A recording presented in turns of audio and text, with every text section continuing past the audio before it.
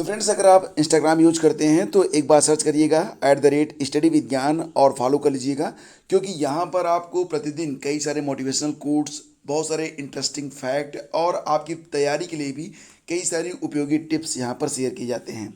नमस्कार दोस्तों, स्वागत है आप सभी का स्टडी विज्ञान प्रकाश में। और फ्रेंड्स देखिए, रोज़ सुबह एक नई उम्मीद लेकर आती है। तो जो कुछ भी आपने कल किया था, अगर वो आपका दिन काफ़ी शानदार रहा तो ये एक सीरीज है, इसे बनाए रखिए। और अगर आपने कल कोई गलती की थी, आपका दिन जो बीत गया वो ज़्यादा प्रोडक्टिव नहीं रहा, तो उसे आज बनाइए। कोशिश करिए कि जब सूर्यास्त हो तो आपने इतना काम किया हो कि आप संतोष चैन की सांस ले सकें। तो सुबह का मतलब केवल सूर्योदय नहीं होता, यह सृष्टि की खूबसूरत घटना है जहां अंधकार को मिटाकर सूर्य नई उम्मीदों का उजाला फैलाता है। तो फ्रेंड्स, अब बात करते हैं आज के दैनिक रोजगार समाचार की। तो पुलिस विभाग में जल्द होंगी 10,000 भर्तियां। तो देखिए फ्रेंड्स, यहाँ पर एक बहुत ही शानदार खबर निकल के आ रही है। अगले 100 दिनों में देखो, यहाँ पर 10,000 पुलिसकर्मी 100 दिनों में भर्ती होंगे। तो फैक्ट ये निकल के आ रहा है सामने कि मुख्यमंत्री योगी आदित्यनाथ ने पुलिस विभाग में 100 दिनों में कम से कम 10,000 पुलिसकर्मियों की भर्ती का निर्देश दिया है। उन्होंने सभी तहसील मुख्यालयों पर फायर सर्विस की स्थापना का कार्य भी 100 दिनों में पूरा करने को कहा है। और ये भी कहा है कि 2 अप्रैल से महिला सुरक्षा के संबंध में विशेष अभियान भी चलाए जाएं। तो मुख्यमंत्री गुरुवार को देर शाम गृह विभाग की 100 दिनों की कार्य योजना को देख रहे थे और मुख्यमंत्री ने कहा कि सभी स्कूलों कॉलेजों पर एंटी रोमियो स्क्वाड को फिर से सक्रिय किया जाए। बाजारों और भीड़ वाले इलाकों में शाम को पुलिस पैदल गश्त करे। 10 अप्रैल से प्रदेश में मिशन शक्ति के कार्यक्रमों की शुरुआत होगी। तो फिलहाल फ्रेंड्स, यहाँ पर देखो एक न्यूज और भी आ रही है कि प्रदेश के करीब 16 लाख कर्मचारियों और 12 लाख पेंशनरों को जल्दी महंगाई भत्ते और महंगाई राहत बढ़ोतरी का लाभ भी मिल सकता है। कई सारे खबरें यहाँ पर, जैसे कि मुख्यमंत्री के निर्देश पर शासन ने शुक्रवार को पुलिस विभाग की विभिन्न इकाइयों में 5,381 नए पदों को मंजूरी दी है। राजपत्रित श्रेणी के 86 और अराजपत्रित श्रेणी के 5,295 पद शामिल हैं। तो कई सारी वैकेंसीज है। कल के अखबार में आपने देखा था कि 10,000 भर्तियों के बारे में UPSSC को भी निर्देश दिए गए हैं। तो यहाँ पर एक शानदार खबर है। कल आप लोगों ने कहा था कि शिक्षक भर्ती के पदों के बारे में कोई जानकारी नहीं आ रही है, तो आज यहाँ पर इससे संबंधित भी एक खबर आ रही है कि उत्तर प्रदेश में टीजीटी में और पीजीटी में प्रवक्ता के साथ साथ प्रधानाचार्यों के पदों पर भी लगभग 10,000 से अधिक पदों पर बहुत जल्द आपको विज्ञापन देखने को मिलेगा। ये विज्ञापन आपको इसी साल मिलेगा, मतलब अगले 2 से 3 महीने में ये विज्ञापन आपको देखने को मिल जाएगा। तो प्रदेश के कुल 4,512 जो सहायता प्राप्त यानी कि एडेड माध्यमिक कॉलेज हैं, जिसमें हाई स्कूल और इंटरमीडिएट है, तो उसमें जितने भी रिक्त पद हैं उसमें टीजीटी के पद, पीजीटी के पद और प्रधानाचार्यों के पदों के साथ साथ जो स्टाफ होता है, जैसे क्लर्क हो गया, लिपिक हो गए, चतुर्थ श्रेणी के जो कर्मचारी हो गए, तो उनके कितने पद खाली हैं ये ब्यौरा भी मांगा गया है। और बहुत जल्द ही आपको एक विज्ञापन देखने को मिलेगा टीजीटी, पीजीटी और अन्य पदों के साथ। तो बिल्कुल आप लोग जो है तैयार रहिए इस बार फिर। और अभी पिछली जो भर्ती हुई है तो उसमें जो लोग चूक गए किसी भी कारण से, अगर आप रह गए थे, तो एक अवसर फिर आपके सामने है और ये अवसर आपको बिल्कुल जाने नहीं देना है, ठीक है। तो 10,000 से अधिक पदों पर टीजीटी पीजीटी की भर्ती के जो संकेत हैं वो मिल रहे हैं। और ये भर्ती कब शुरू हो जाएगी, तो अगले 2 से 3 महीने में आपको नोटिफिकेशन देखने को मिलेगा, ठीक है।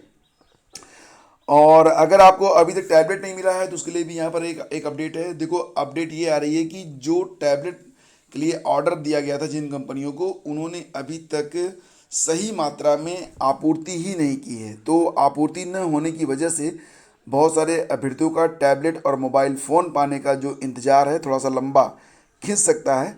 हालांकि ये जो कंपनियां हैं इन्होंने कहा था कि बहुत जल्दी वो टैबलेट और मोबाइल फ़ोन उपलब्ध करवा देंगी, लेकिन फ़िलहाल समय से उपलब्ध नहीं करवा पाई हैं, तो इन पर जुर्माना भी लगाया गया है।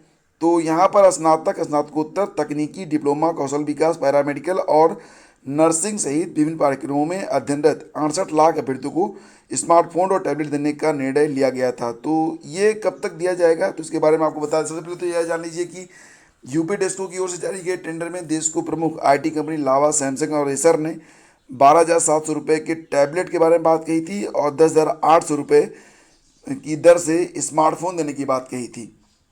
तो अभी तक समुचित मात्रा में न तो टैबलेट मिल पाए हैं और ना ही स्मार्टफोन मिल पाए हैं। हालांकि 100 दिनों में ये जो वितरण कार्य है इसको पूरा करने की बात यहाँ पर कही जा रही है। और स्टाफ नर्स परीक्षा में जो लोग आवेदन किए हैं उनके लिए खबर है कि 10 अप्रैल को उनकी परीक्षा होगी।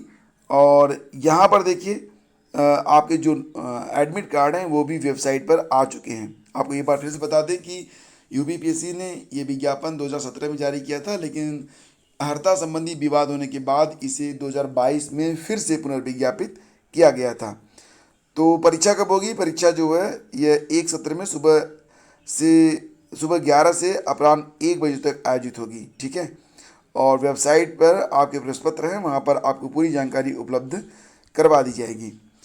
और एक छोटी सी खबर और आपको बताते हैं, सहायता प्राप्त महाविद्यालयों के स्व वित्त पोषित पाठ्यक्रमों में पढ़ा रहे लगभग 3,000 शिक्षकों को अस्थायी करने का प्रस्ताव शासन के पास विचाराधीन है।